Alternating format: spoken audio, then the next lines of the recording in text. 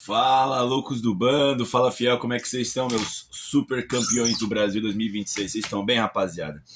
Esse vídeo era pra ter sido feito ontem, só que eu acabei chegando de Brasília ontem ainda. Tava muito cansado, mano.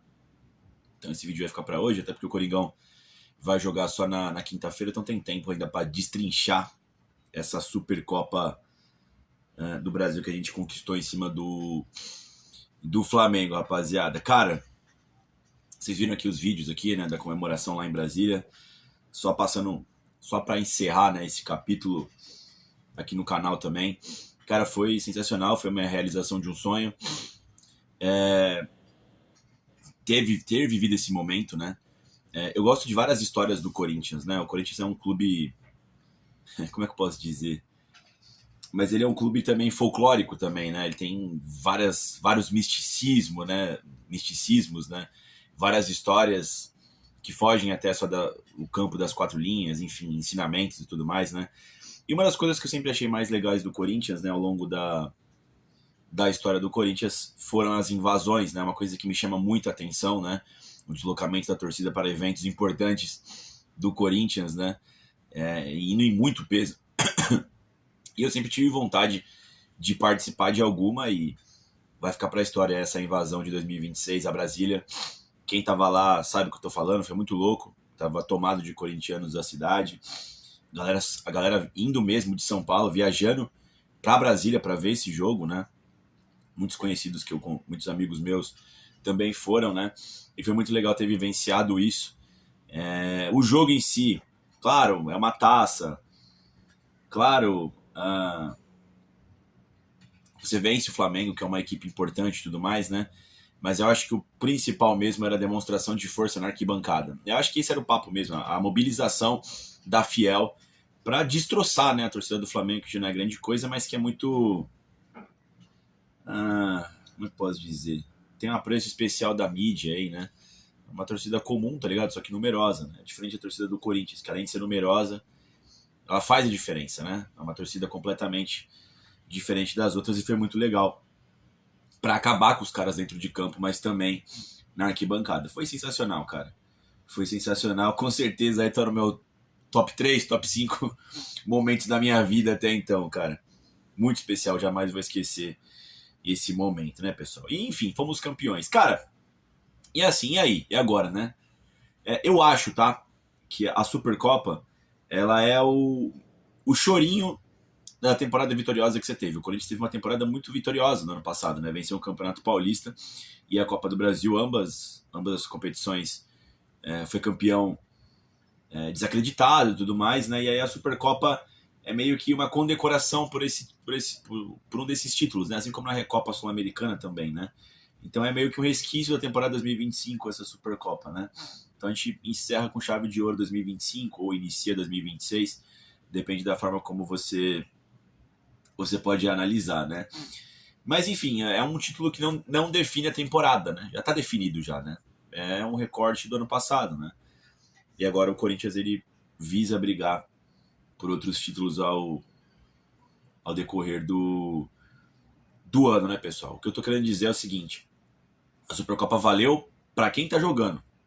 No mundo do futebol ali, o que aconteceu, meio que acho que não impacta nada.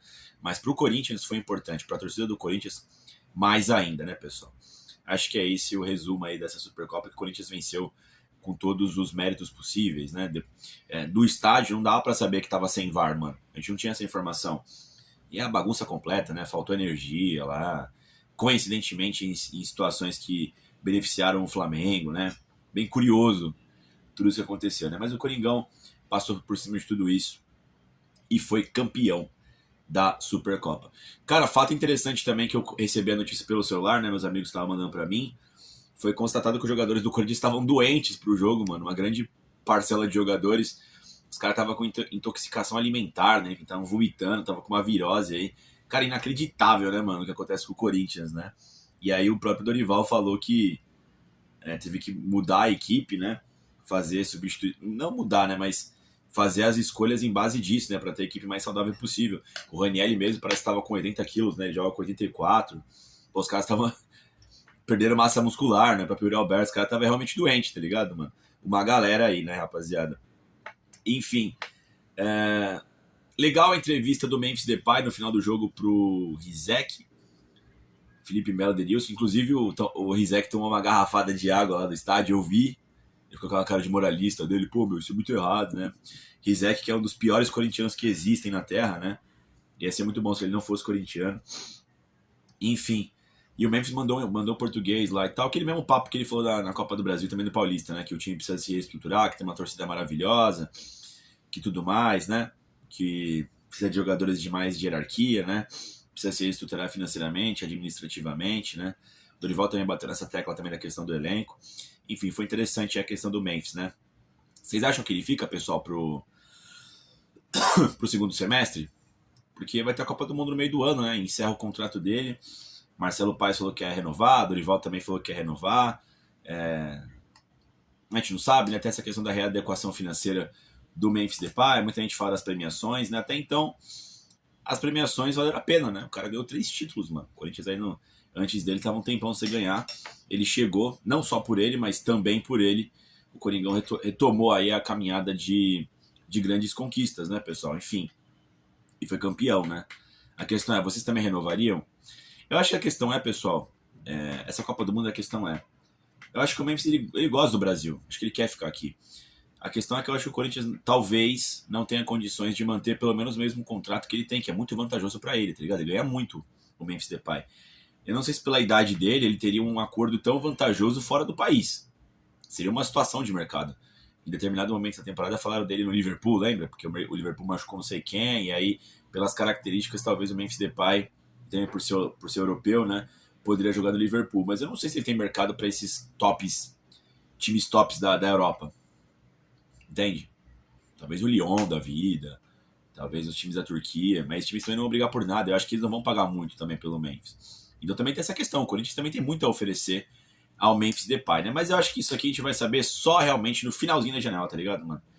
Acredito que devam ter negociações. Não descarto uma saída do Memphis Depay no meio do ano, não, tá? Realmente não descarto. Tudo vai depender financeiramente. Esse é o grande ponto da questão. Não é nem se o Memphis quer ficar ou não. É de como o Corinthians vai atacar essas prioridades financeiras que o Corinthians diz ter, né, rapaziada? Enfim. Memphis Depay aqui, o assunto encerrado. Coletivo do Dorival Júnior, tá? Dorival Júnior, cara, muito subestimado pela mídia, né? O Dorival vem se demonstrando um grande estrategista, né? É impossível você não falar que ele não escolhe os jogos, é visível a escolha de jogos, né? Não acho que seja tipo, puta, eu quero escolher os jogos, mas fica visível que sim. Ele tá respaldado pelo que ele fala, né? A questão da rotação do elenco, né? A questão do Corinthians não ter um elenco tão grande para ele poder disputar todos os jogos com 100%, então ele precisa meio que escolher os jogos para continuar vivo, né? Para também manter o emprego dele e vem dando certo. Vem dando certo. Os jogos que importam, o Corinthians vence as partidas com jogadas decisivas criadas especificamente para esses jogos, né? Uma entrega, uma volúpia, uma disponibilidade física, de raça também dos jogadores, além do normal para jogos específicos, e até então tudo que o Corinthians se propôs a fazer foi conquistando com o Dorival. Era a classificação em cima do Palmeiras, passou. Venceu São Paulo no Itaquera no Brasileirão, venceu. Eliminar o Cruzeiro na Copa do Brasil, eliminou. Venceu o título da Copa do Brasil, que era no Vasco da Gama, venceu. Esse ano fez clássicos competitivos contra São Paulo e Santos. Não, acho que até agora só deu errado contra o Bahia, né, na estreia do Brasileiro, que era acima das prioridades. Mas deu muito certo contra o Flamengo, ganhou a Supercopa, né? E falando sobre isso, o primeiro gol do Corinthians foi uma puta jogada ensaiada do Corinthians, né? Deu tudo certinho, né, mano? Você vê ali que teve ensaio, e o Dorival falou, né, que a jogada foi exaustivamente treinada, né? O Corinthians vem fazendo muitos gols desde o ano passado, né? De jogadas de escanteio, né? O Corinthians é um perigo iminente, né? Principalmente com o Gustavo Henrique, que dá assistência, faz gol nas bolas aéreas. Ele praticamente ganha todas quando ele vai para a área, né? O Gustavo Henrique com cruzamentos muito bons, né? Enfim, ou jogadas trabalhadas ali com cruzamento, com escanteio curto, né? Com o Garro, com o Memphis, com o Brando Bidon, com o André Carrilho, né? Quando eles estão ali na bola parada, né? O Mateuzinho no cruzamento também, de frente, né? Frontal. Então, realmente o Corinthians aí fica visível em alguns momentos o trabalho do Dorival Júnior. A gente não pode questionar ele sobre isso. Fico me perguntando até que ponto a gente pode questionar a questão de escolher jogos, né? Pessoal, só voltando nisso, né? Ele tá respaldado, né? Ele tá respaldado. Enfim, pelo elenco ser curto, né, pessoal? É interessante também, né, as nuances, né? Muito se foi falado da vitória no Maracanã, porque o Dorival Júnior ele pega o Corinthians depois daquele 4-0 pro Flamengo no Brasileirão de 25 no Maracanã, ele promete voltar num jogo decisivo no final do ano, ele volta no Maracanã e é campeão lá dentro, né? No Maracanã, claro, com o adversário difícil, mas agora a gente também foi campeão em cima do Flamengo, né? Interessante também como o mundo dá voltas, né? Selando algumas cicatrizes, né? Venceu o título no Maracanã, venceu o Flamengo, né? Conseguindo mais um caneco, né? Então foi interessante essas nuances, né, pessoal? Ele falou também como é que foi o início do trabalho, né? Falando que pediu calma, tanto na época pro Augusto, mas depois pro Stabile, né? Para tentar blindar o elenco, e deu certo, né? Essa blindagem, tanto com o Fabinho Soldado, agora também com o Marcelo Paes. Porque o Corinthians, pô, é essa bomba relógio, né? Muita informação, ainda mais em crise financeira, né, pessoal? Então o Corinthians tem todas essas questões, e ele falou que essa foi a chave, né? Tentar blindar o Corinthians, né? Porque pegou o elenco desacreditado e tudo mais, esse monte de problemas externos, né, pessoal? Enfim. Falou de novo de reforços, né? Falou que precisa de 3 a 4 reforços, jogou o Caio César aí pra jogar, né? É aquilo, né, pessoal? O time do Corinthians, o 11 inicial, eu acho que não deve para Palmeiras e Flamengo. Claro, eu acho que o Palmeiras e o Flamengo talvez tenham mais craques no time, né? Mas o Corinthians tem uma quantidade boa de jogadores ali que é de muito alto nível. Então, quando joga os 11 contra 11, se você for pegar que o Flamengo e o Palmeiras são os melhores times do Brasil atualmente, o 11 contra 11 é parecido, né? É um 8-9, um 8-10, talvez, né? Mas tem jogo, né? O problema é a rotação de elenco. Você vai mexer no time, pô, eventualmente você vai ter que jogar com o Charles, tá ligado, mano? Entendeu? Vai ter que jogar com os caras meio ruins, um Kaká da vida, um Hugo Botinha. Não é uma coisa que acontece costumeiramente no Flamengo. O Flamengo tem um banco de reservas também muito bom, né? Que poderiam ser titulares de outras equipes do Brasil, né, pessoal? Mas ele cobrou de novo aí. Não falou muita coisa da renovação do Memphis, falou que é um jogador de hierarquia e tudo mais, né? Mas, enfim. Perguntaram sobre priorização de campeonatos, né? Cara, agora é interessante, né? Porque o que acontece? A Libertadores vai começar em abril. O Corinthians agora, ele vai se aproximando das fases decisivas do Campeonato Paulista. No próximo domingo, encara Porcada, ou seja, é derby e em Itaquera. Então já esperem um time, no mínimo, mexido para pegar o Capivariano. O jogo é na quinta-feira, são poucos dias de descanso para pegar o Palmeiras no domingo. Embora tenha uma quantidade grande de dias de domingo agora para pegar o Capivariano, eu acho que o Dorival vai dar uma mexida no time, pegar um time alternativo para pegar o Capivariano na quinta-feira em Itaquera, tá? Para depois ir com força máxima contra o Palmeiras também em Itaquera, né? Enfim, e aí acho que agora o foco é o quê? Vencer o Campeonato Paulista, talvez? Vamos ver. Tem também a questão de melhorar no Brasileiro, a gente começou com derrotas, né? O próprio Marcelo Paes falou também na beira de campo, ele foi também naquele Bola da Vez, né, do ESPN, também falou que o Corinthians quer melhorar no Campeonato Brasileiro, que fez o Campeonato Brasileiro inaceitável, né? De fato foi em 13º, mas também tudo falou que isso tudo é uma questão de melhorar o Dorival, né? Caso o Corinthians consiga melhorar o elenco. Ele sempre bate nessa tecla, que precisa de reforços, né, para deixar o elenco mais encorpado, né? Vamos ver. O que eu vejo, assim, no horizonte curto, tá? Conhecendo o Corinthians, acho que o Corinthians vai fazer esse clássico contra o Palmeiras, e aí ele vai tentar dar uma guinada no Brasileiro, ficar ali na parte de cima da tabela, tentar vencer o Campeonato Paulista, porque vai começar a ter clássicos e tudo mais, né? E aí eu acho que o foco vai ser a Copa Libertadores, mano. Pelo desenho, o escopo que o Corinthians vem fazendo aí das suas decisões. E assim, tudo vai depender também da janela do meio do ano, né? Pô, se o Memphis sai, o Yuri Alberto, o Breno Bidon, se todo mundo sai, muda muito o escopo, né? Porque por mais que consiga reforços, o Corinthians está 3 anos praticamente com essa mesma base, né? 3 anos não, né? São 3 temporadas distintas, né? A partir do meio de 24, até meio de 26 seria 2 anos, né? Mas são em 3 temporadas diferentes, né? Com o mesmo time. Conseguiu manter toda a espinha do time, né? Todo o time titular. E óbvio que isso tem um ganho dentro de campo, né? Na parte da... Como é que fala? Do entrosamento dos atletas, né, pessoal? Enfim. Uma coisa interessante também, eu também tinha visto a coletiva do Felipe Luiz sobre isso. O Felipe Luiz falou que o Corinthians utilizou de marcações individuais contra o Flamengo, né? Principalmente do Ranieri contra o Arrascaeta. O Dorival Júnior confirmou isso na coletiva dele. Falou que é uma maneira arriscada de jogar, até porque O Flamengo tem outros bons jogadores, né? Como o Pedro, o próprio Carrascal, que depois foi expulso, né?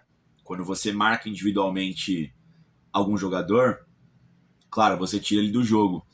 Mas, se outros jogadores conseguirem observar isso da partida rapidamente, né? Ou o técnico adversário, você consegue colocar jogadores no setor ali pra, tipo assim, você mata um, mas você ganha espaço pra dois, tá ligado, mano? Enfim, mas o Corinthians foi mais competente, né? O Dorival utilizou a palavra foi arriscado.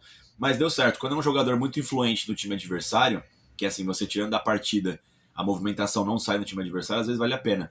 O Flamengo nem sempre é isso, porque o Flamengo, de fato, o Arrascaeta é o grande jogador do Flamengo, mas o Flamengo tem outros grandes jogadores que podem decidir uma jogada individual também, né, mano? Mas enfim, deu certo, né? O Dorival elogiou, né? A disposição na marcação, todo mundo correu e tudo mais, né? É, divididas. E, cara, é por isso que a gente volta na questão de escolher jogos. A atitude do Corinthians também muda, né? É absurdo, né? Porque se for a questão de você apenas rodar o elenco é uma coisa, mas a questão de atitude, como é que você gere também isso, né? Então, assim, o time do Dorival escolhe jogos sim, mas tá sendo planejado, vem dando certo, tem que dar a mão à palmatória, né? É o que eu falo pra vocês, em questão de vontade, algumas das vezes o Corinthians peca. Entendo rotacionar o time, mas vagabundagem é inaceitável, né? Mas enfim, a verdade é que vem dando certo aí o plano do estrategista Dorival Júnior também, do Corinthians em si também, né? Como vem se planejando para os grandes torneios. Acho que é isso, pessoal. Tô em êxtase, ainda bem que vai ter esse tempo, até um tempo decente, né, para jogo contra o Capivariano, pra gente voltar a focar no Campeonato Paulista. De novo, a Supercopa é um título acessório, mas valeu muito. Valeu pelo fato de bater, talvez o melhor time da América do Sul e do Brasil, que é o Flamengo, e o duelo de torcidas, né? E também ter participado, quer dizer, ter participado, né, desse grande evento que foi a invasão da fiel torcida para Brasília. As imagens são incríveis, do estádio, da chegada da fiel também. Então foi tudo muito legal, né, rapaziada? Mas é isso, comemorem, fiel. Tem que comemorar mesmo. Só nós sabemos o que nós passamos, né? É isso. E vai, Corinthians.